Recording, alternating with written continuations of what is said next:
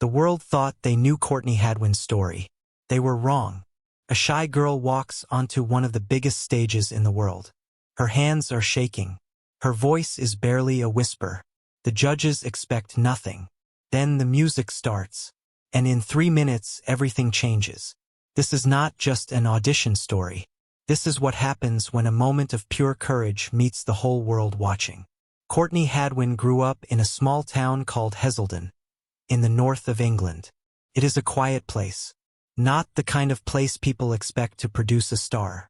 But Courtney was different, even as a young girl. She loved to sing.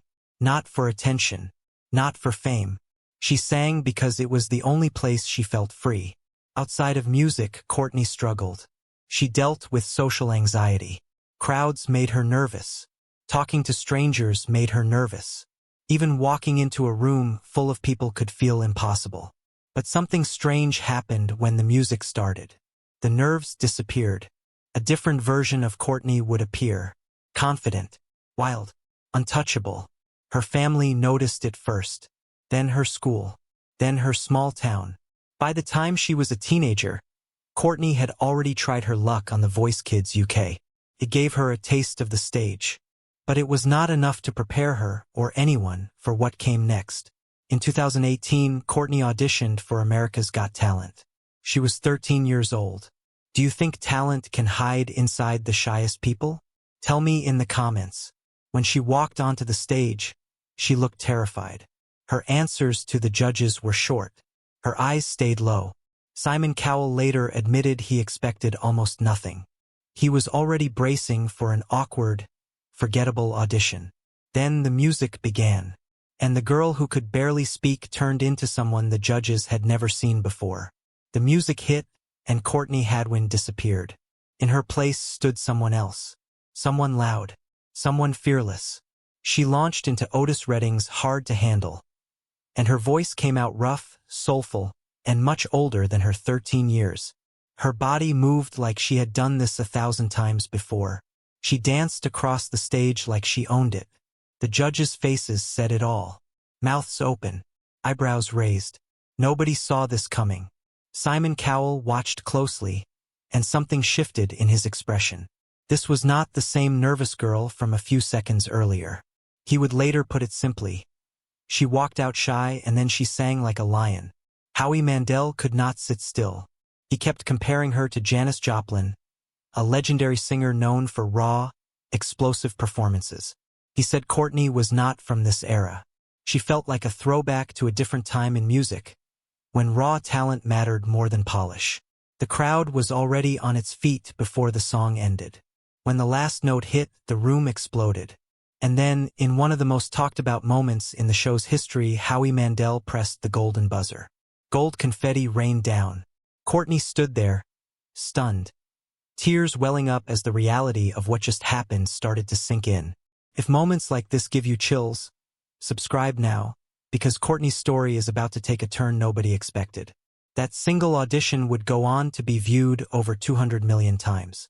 A shy girl from a small town in England had just become one of the most talked about performers in the world, seemingly overnight. But virality is a strange thing. It gives you the world's attention. It does not give you control over what happens next. Courtney kept moving forward in the competition. Every performance added more pressure. The audience wanted more magic. The judges wanted more surprises. And a 13-year-old girl, who once struggled to speak in front of strangers, now had millions of eyes on her every move. She did not win America's Got Talent. She finished in the top 10. For some contestants, that might have felt like the end of the story. But for Courtney, it was only the beginning. Because behind the scenes, something bigger was already happening. Simon Cowell had noticed her, not just as a viral moment, as a real artist. Not long after the show ended, Courtney signed a record deal. She joined Arista Records in partnership with Cowell's own label, Psycho Music. Felt like a dream coming true. A young girl from a quiet town in England, now working with one of the most powerful names in music. Cowell himself said he would never forget her first audition. He called the partnership fantastic. For Courtney and her family, This felt like the reward for years of quiet effort nobody had seen. The nervous girl who sang to escape her anxiety now had a real shot at a career in music. But record deals are not fairy tales. They come with expectations, timelines, and pressure that most 13-year-olds never have to think about. And somewhere down the road, the label that once felt like her big break would quietly start to fall apart. The dream felt real. But dreams built on other people's companies can disappear just as fast as they arrive. For a while, everything looked promising. Courtney had a team behind her. She had the backing of one of the most recognized names in the music industry. She returned to television, appearing on America's Got Talent, The Champions, where she performed an original rock song instead of a cover. It was a message, whether she meant it that way or not. She was not just a viral moment. She wanted to be taken seriously as an artist. The response was strong. Judges praised her energy. Fans called her the future of rock music. For a teenager still growing up, still figuring out who she was outside of a talent show, this felt like proof that her path was real. Have you ever worked so hard for something, only to watch the ground shift beneath you without warning? Behind the scenes, the music industry was changing. Psycho Music, the label connected to Courtney's deal, began winding down its operations. This was not something Courtney controlled. It was not something her family could have predicted. But it meant the foundation of her record deal was quietly crumbling. For an artist, especially a young one, this kind of shift can be disorienting. One year, you are signing photos and giving interviews about your dream coming true. A short time later, the structure supporting that dream simply is not there anymore. Courtney's account and the plans tied to it moved to whatever label inherited it after Psycho ceased operations. But something had changed. The momentum that once felt unstoppable slowed down. Years passed with no major single release, no big rollout, no headline-making comeback. For a public that moves on quickly, silence can feel like disappearance. People wondered what happened to the girl who once stopped the world for 3 minutes on live television. But Courtney had not disappeared. She was simply working through something many young stars face and few talk about openly. What happens when the spotlight fades, but you still have to figure out who you are as an artist? At some point, she made a decision. She would stop waiting for a label to define her career. She parted ways with the company that inherited her contract. When a fan later mentioned Simon Cowell's name in a comment on her YouTube channel, Courtney responded simply. She said it was all her now, completely independent, finally doing it her way. That single sentence held years of quiet struggle behind it. If you think her story ended when the cameras stopped rolling, wait until you see what she did next. Freedom sounds exciting, but freedom also means starting over with no safety net and no guarantee anyone is still listening. By the time Courtney stepped away from her old label, years had passed since her viral audition. The internet moves fast. Trends fade. New talent shows crown new stars. For most people who leave the industry spotlight, that is where the story quietly ends. Courtney chose a different path. In February 2023, she released a song called Breakable. It was not a cover. It was not a talent show performance. It was hers, written for her, about her own experience with no one else's name attached to it. She followed it 2 months later with another original single, That Girl Don't Live Here. Then, that summer, she released Call Me Back, a soulful ballad that showed a different side of her voice than the raw, explosive energy people remembered from her AGT audition. This was not a comeback built around nostalgia. Courtney was not trying to recreate the moment that made her famous. She was trying to become something new, an artist with her own songs, her own voice, and her own choices, instead of a viral clip frozen in 2018.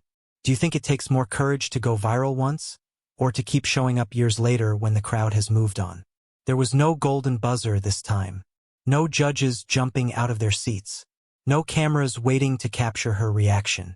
Just a young woman, writing songs in a much quieter version of the spotlight, built entirely on her own terms. It would have been easy to disappear. Plenty of viral moments do. The internet is full of 13-year-olds who stunned an audience once and were never heard from again. Not because their talent vanished, but because the industry around them did. Courtney refused to let that be her ending. She kept working with producer Kevin Bowe, shaping her sound into something that felt honest rather than manufactured. She was not chasing the version of fame that made her famous. She was chasing the version of her career that felt true to who she actually was, underneath the anxiety, underneath the pressure, underneath the label deals that came and went. For anyone who watched her walk onto that stage in 2018, shaking and barely able to speak, this quieter chapter tells a different kind of story. Not one about overnight stardom. One about what happens after the applause fades, when a person has to decide whether fame was ever the point in the first place. Courtney Hadwin's story did not end with a golden buzzer. It did not end with a record deal or with a label falling apart around her. It kept going, in small releases and quiet decisions, made by someone who once needed music just to feel safe in her own skin.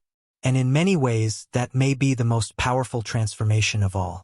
From a small town where she felt like an outsider, to a stage that made her a global name, to walking away from the very thing that gave her that name, Courtney Hadwin's story is not really about talent shows at all. It is about a girl who spent years learning that her loudest, boldest self and her shy, anxious self were never actually in conflict. They were the same person, just at different volumes. Millions of people met her in 3 minutes on a stage in 2018. But the real story took years longer to tell, and it is still being written today, one independent song at a time. Maybe that is the real lesson here. The moment that makes you famous is rarely the moment that defines you. What defines you is what you choose to do once the cameras turn off, and no one is watching to see if you keep going. Courtney kept going.